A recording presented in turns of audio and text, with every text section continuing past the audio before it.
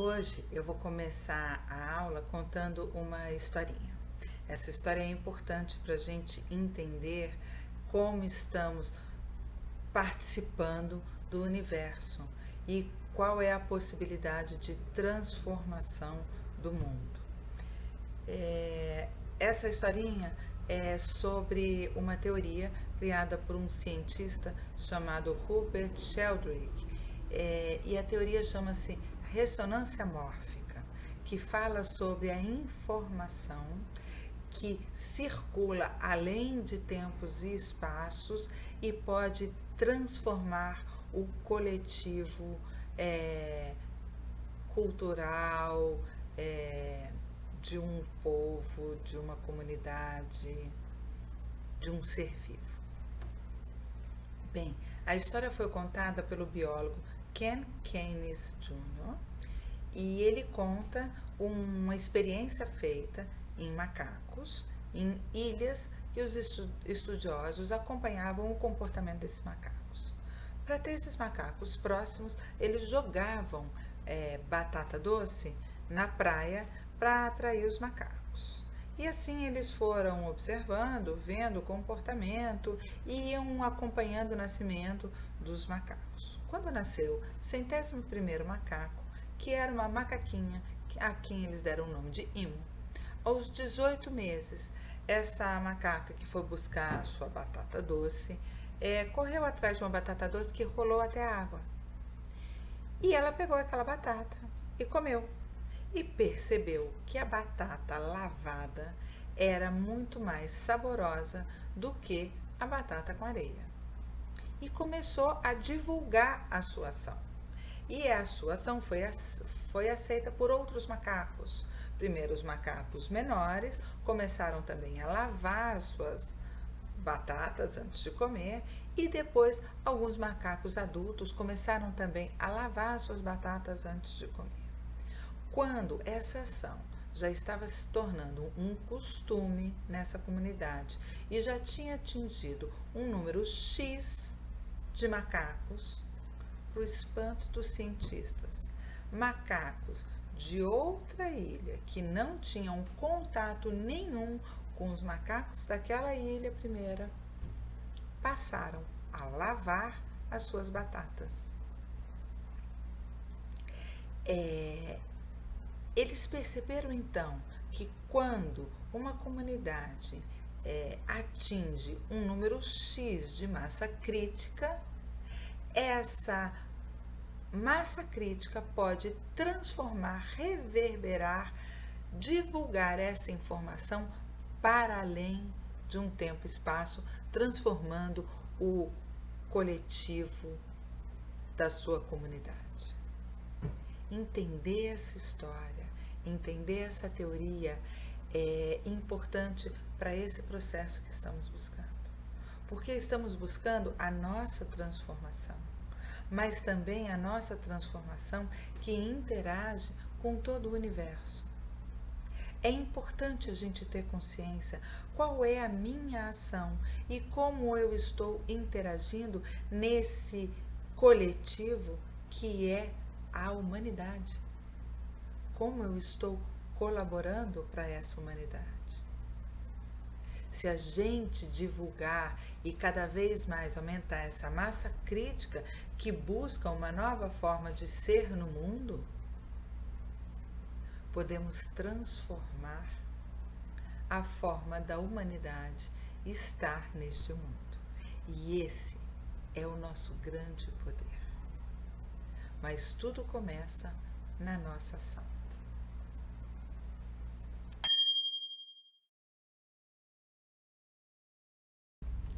A partir desse entendimento, então, a gente vai começar a pensar nos passos e no que precisamos cuidar.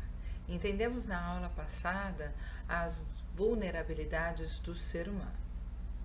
Temos a vulnerabilidade física, temos a vulnerabilidade psíquica, temos a vulnerabilidade social e temos a vulnerabilidade espiritual.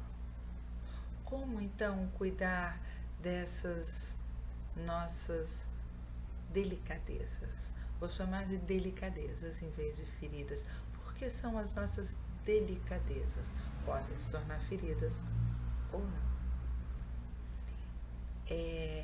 A primeira coisa que precisamos cuidar é do nosso ser. Precisamos cuidar do nosso corpo. Precisamos ouvir o nosso corpo. Ouvir quando ele fala para. Ouvir quando ele necessita de alimento. Porque hoje o nosso corpo precisa de alimento. Porque a gente está dando tanto plástico e lata para ele. Eu tive uma professora nutricionista e era tanta informação. Este alimento, aquele alimento faz bem, esse mexe com isso, aquele mexe com aquilo. Esse rótulo mostra que isso... Que eu perguntei para ela, eu não sou nutricionista, o que eu faço? E ela disse para mim, Thaís, escolha sempre menos rótulo. Quanto menos rótulo precisa ter aquele alimento, mais vivo ele é e mais ele vai te alimentar. Quanto mais passou pelo processo de industrialização, mais morto como alimento ele está, mais alterado ele está. E um alimento muito alterado, as nossas células não entendem como alimento. Então elas entram e saem e não nos alimentam. Ouvir então o nosso corpo que pede para ser alimentado é importante. Ouvir o nosso corpo que pede para parar desse ciclo insano de produzir, consumir, consumir, produzir, produzir, consumir. Precisamos parar de vez em quando nesse ciclo, não ser transformados em máquinas. É importante para que o nosso corpo seja visto como algo vivo. Esse é o primeiro passo, respeitar a vida em nós. Você já experimentou, vocês já devem ter experimentado nas meditações e nos exercícios de vocês, respirar e pensar nos órgãos. Respirar e pensar no seu pulmão. Olha que bonito você imaginar que o seu pulmão, as vias respiratórias, parecem uma árvore, como um tronco. Os brônquios são os galhos, os pulmões são as copas. Respira e pensa nessa árvore que solta oxigênio para todo o seu corpo. É bonito. Admire o seu corpo. Converse com o seu corpo. Quando alguma coisa doer, se desequilibrar, converse e ouça o seu corpo. Esse é o primeiro passo para você cuidar da vida. Cuide do universo que você é.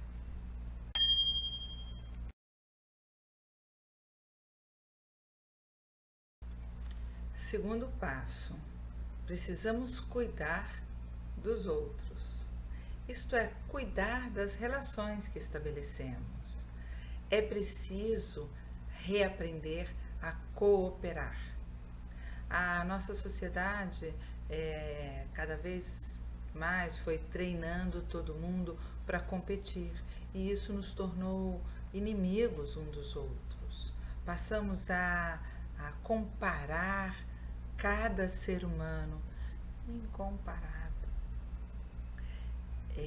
Precisamos reconstruir as nossas relações e a relação precisa ser, em primeiro lugar, de ida e volta.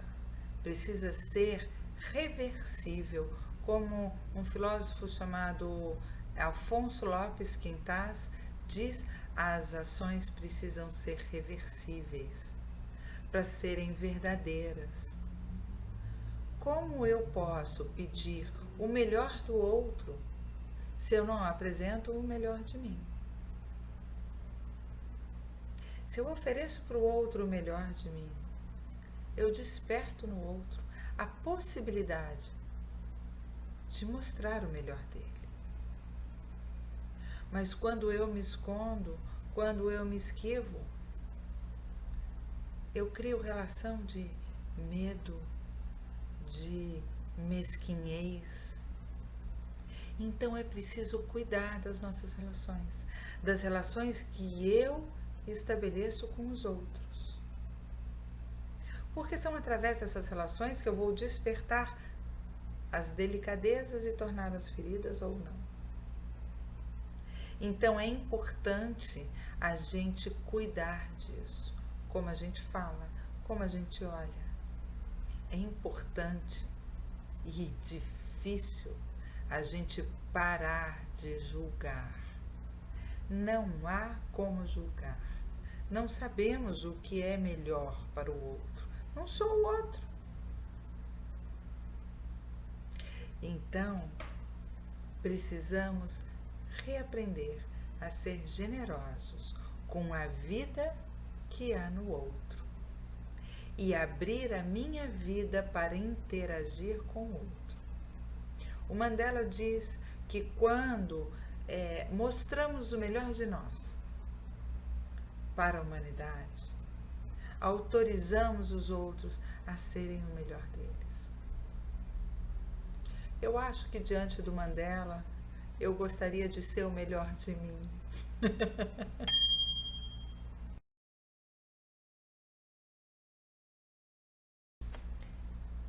Terceiro passo. É preciso cuidar das instituições. Entender que participamos dessas instituições. Não apenas pertencemos, estamos ali e não temos capacidade de alterar nenhum curso. Participamos das instituições. A gente viu no 101º Macaco, participamos da humanidade. Mas vamos pensar nas instituições do nosso convívio, o nosso trabalho, a nossa família, o nosso grupo de amigos. Como estamos interagindo no grupo? Pensar no bem comum, pensar no melhor para o grupo, interagir e transformar este grupo em vez de criticar ou se paralisar. Isto é cuidar das instituições. E depois a gente vai aumentando para instituições ainda maiores. Somos responsáveis por todas as instituições da qual participamos. Então, é preciso entender a nossa responsabilidade neste grupo também. Se eu digo que aquele encontro de família é chato, como eu vou para esse encontro de família? O que eu faço nesse encontro de família? Eu também estou construindo e colaborando para essa chatice. Porque eu já vou predisposto, porque eu já respondo de mau grado. O que eu estou fazendo para alterar? Se o clima no meu trabalho está ruim, o que eu estou fazendo para alterar? Em mim, na minha atitude. Não vou ser salvador da pátria, mas eu vou mudar a minha atitude perante aquele grupo e isso vai reverberar, porque reverbera, porque a vida é movimento e interação. Tome para você a responsabilidade de alterar a sua vida e isso alterará o seu entorno. Somos responsáveis pelas instituições que participamos, grupos de amigos, de família, de trabalho, de cidade, somos responsáveis. E podemos, através de pequenas ações, de pequenas gentilezas, de uma predisposição diferente, alterar, alterar, alterar, alterar.